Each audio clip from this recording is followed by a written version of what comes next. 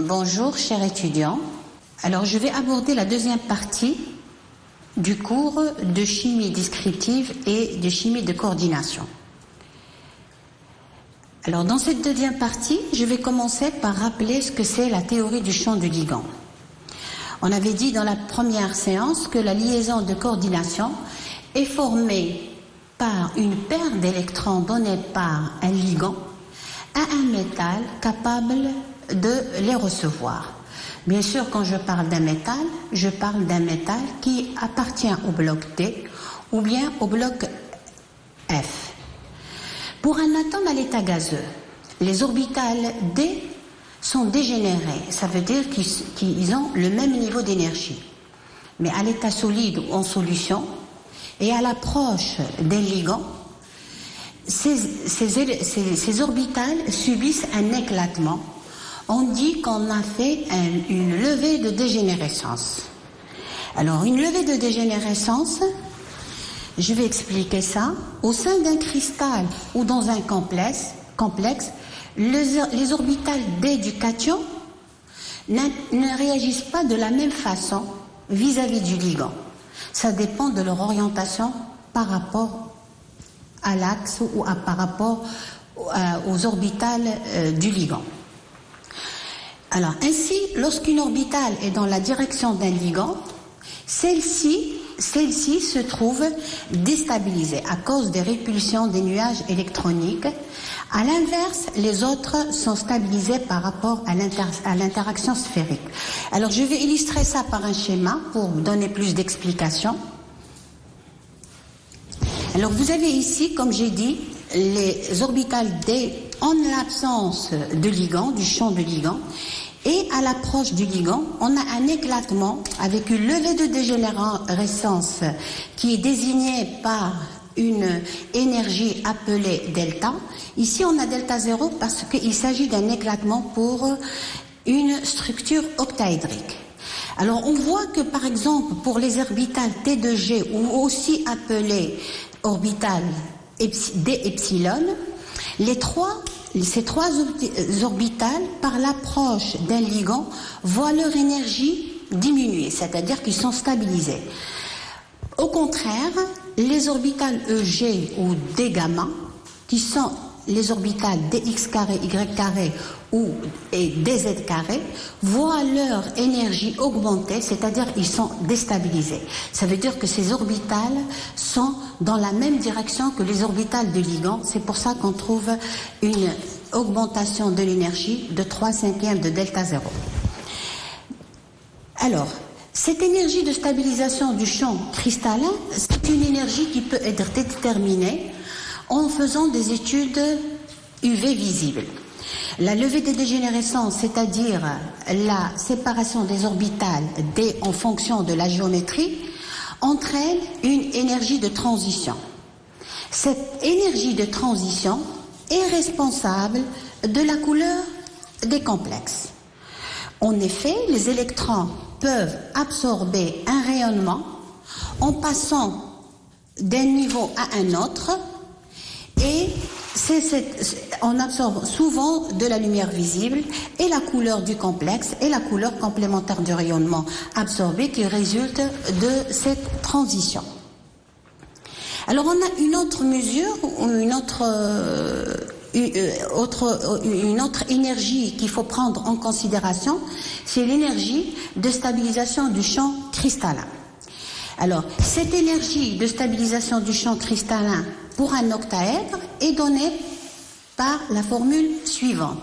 ES, c'est-à-dire énergie de stabilisation du champ cristallin, qui est égale à X fois moins 2/5 de delta octaédrique plus Y facteur de 3/5 delta 0. Alors, X, c'est le nombre d'électrons sur les orbitales D epsilon, et Y, c'est le nombre d'électrons sur les orbitales D gamma. Comme j'ai dit tout à l'heure, le delta 0 peut être déterminé par spectroscopie UV visible dans le domaine 400 nanomètres et 1000 nanomètres. L'écartement du niveau d'énergie dépend de plusieurs facteurs. Donc la valeur de delta 0, aussi bien la valeur du champ de ligand ou bien de l'énergie de stabilisation du champ cristallin dépend de plusieurs facteurs. Alors le premier facteur, c'est le nombre et géométrie des ligands. Selon le nombre de ligands et la géométrie qu'ils adoptent, les orbitales ont des énergies différentes. Si on considère le même cation et le même ligand, vous devez savoir que le delta, le champ de ligand pour un plan carré, est inférieur au champ du ligand pour un octaèdre, est inférieur au champ de ligand pour un tétraèdre. On a un autre facteur qui influence cette différence d'énergie, qui est la nature des ligands. Alors bien sûr, comme on avait vu tout à l'heure, pour les ligands, il y a des ligands à champ fort et il y a des ligands à champ faible. Et on a pu classer les ligands selon leur delta croissant, une série qu'on appelle une série spectrochimique dans laquelle les ligands sont classés dans l'ordre croissant des énergies de transition. Alors, j'ai donné une partie, j'ai pas pu donner tous les ligands, mais dans cette série, vous pouvez voir que les halogènes occupent la première place et ce sont des ligands faibles, alors que si vous voyez CO et NH3, ce sont des ligands qui sont parmi les ligands qui possèdent le champ le plus fort. Et puis après, j'ai donné 3 exemples où les 3 présentent 3 couleurs différentes. La couleur est une propriété physique. Alors, il s'agit toujours du cobalt de plus, cobalt de plus, cobalt de plus dans les 3 complexes. Mais dans le premier complexe, on a I-, et dans le deuxième complexe, on a Cl-. Alors, le fait d'avoir 2 ligands différents, on a 2 couleurs différentes. Et dans le troisième, il n'y a pas d'halogène. Et on a un complexe de couleur jaune. Le troisième facteur qui influence delta, c'est le degré d'oxydation de l'ion métallique. Alors je prends 2 exemples. Je prends l'exemple du ruthénium de plus. Le ruthénium de plus a une valeur de champ, c'est un octaèdre, il a une valeur de champ égale 19 800 cm-1. Quand je prends le ruthénium 3+, il a un delta égal à 28 600 cm-1. Donc on remarque que lorsque le degré d'oxydation du métal augmente, quand il s'agit du même métal, la valeur du champ cristallin augmente. On a un autre facteur qui influence delta, c'est la nature de l'ion métallique. Alors pour un même degré d'oxydation, l'énergie de transition est plus grande pour les orbitales de plus haute énergie. Alors, pour les orbitales 4D et 5D, ces orbitales sont relatives à des ions qui sont gros. Ce qui fait qu'ils sont beaucoup plus tendus que les orbitales 3D. Et elles subissent donc une plus grande dégénérescence. Alors je rappelle que ces orbitales qui correspondent à 4D et 5D correspondent à des métaux qui sont gros. Du coup, pour les complexer, il faut mieux prendre des ligands qui ont une taille plus petite. Alors, après, bien sûr, les ligands, j'ai parlé de la force des ligands, ligands à champ fort, ligands à champ faible, mais on a différents types de ligands. On a des ligands, ce qu'on appelle monodentés, c'est-à-dire que c'est des ligands qui ont une seule paire d'électrons. Je peux dire qu'ils ont un seul site de coordination, tels que les halogènes ou stylos, les thiacyanures, les carbonyles et autres.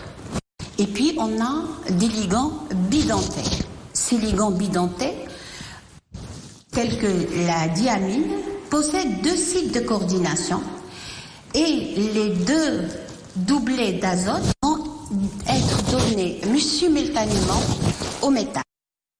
Et puis on a encore un autre type de ligand, c'est les ligands pontés. Donc, il est possible qu'un même ligand soit coordonné à 2 ou même 3 ions métalliques. Il fait alors fonction de pont. Ces fonctions de pont, on les trouve surtout pour les ligands comme Cl- ou H-, S2- et bien d'autres. Et on connaît des complexes de la forme platine Cl2 à l'infini, AgSCN à l'infini, etc. On a encore des ligands chélates ou des ligands chélatants qu'on peut appeler aussi ligands polydentés. Alors, un ligand chélate est un ligand qui possède 2 ou plusieurs atomes pouvant agir simultanément comme donneurs d'électrons. La plupart du temps, un complexe qui possède un cation chélate est beaucoup plus stable que s'il possédait les anions monodentés correspondants. Alors, je donnerai un exemple, 2 exemples. Je vais donner un exemple d'un ligand bidenté et je vais donner un exemple d'un ligand chélate. Alors, le ligand bidenté, c'est un ligand, c'est un acide aminé et on remarque que dans cet acide aminé, on a 3 sites de coordination. Alors, pour que je puisse faire la coordination uniquement entre ces 2 sites, il faut que je déprotonne cette fonction OH. Effectivement, dans ce genre de complexation, je dois travailler dans un milieu basique pour arracher le proton et orienter la réaction pour que la fixation se fasse au niveau de l'oxygène et de l'azote pour donner un complexe de ce type qui est un complexe qui est connu et c'est où il est caractérisé par toutes les méthodes spectroscopiques. Et puis on a encore un ligand, ce qu'on appelle un ligand polydenté, on le trouve dans l'hémoglobine. L'hémoglobine, c'est une molécule cage où vous avez le fer au milieu qui est coordonné à 4 azotes, c'est un fer de plus, qui est coordonné à 4 azotes, et ce complexe, c'est un complexe de couleur rouge dû à la présence du fer, et c'est pour ça que le sang a une couleur rouge. Alors, la plupart des complexes, des méthodes de transition sont colorés. On va le détailler de plus en plus en avançant dans le cours. Alors, il y a une autre 2 notions encore qu'il faut vraiment savoir, c'est la notion de haut spin et de bas spin. Alors, quand je dis de haut spin, ça veut dire S est grande.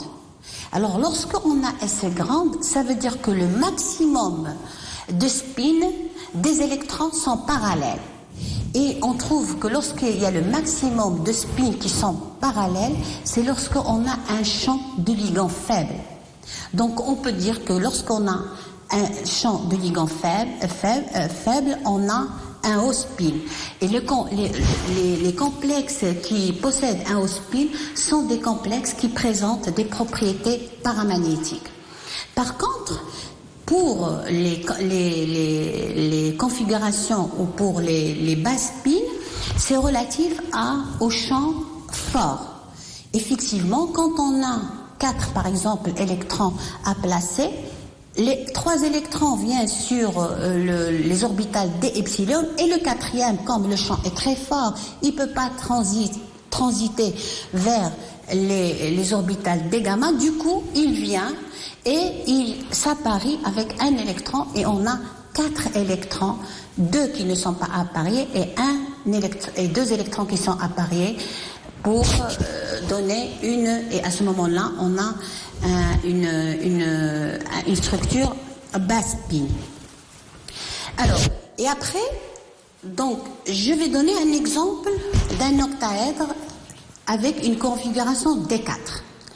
Lorsqu'on a un haut spin, en appliquant la formule, on trouve que 3, c'est le nombre d'électrons sur les orbitales epsilon, multiplié par moins 2 cinquièmes de delta 0, et plus 1 électron qui est placé sur l'orbitale d gamma, sur les orbitales d gamma.